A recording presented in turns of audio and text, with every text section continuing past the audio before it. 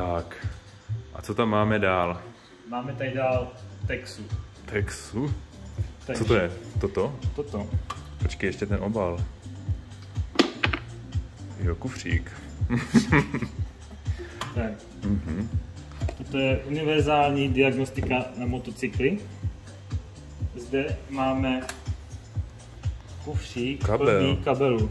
Jo? Takže Yamaha, Triumph, Ducati, nevím co je. Co tady máme dál? Určitě BMW tady někde je v té hromadě. 100% to stálo 5. To si úplně pamatuješ, takový šoky. Jo. Suzuki tam je? Jo, ne, tam je BMW. BMW. Suzuki taky určitě máme. Máme No, tady komplet kufřík celá Evropa. Takže Celá všechny Evropa. evropské motorky plus právě dokupovaný japonský potvory. A já počkej, ještě něco mám. Tady v šuplíku někde. Ne.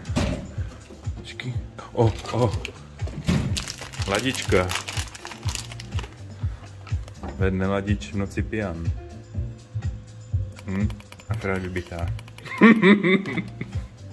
Tak to je.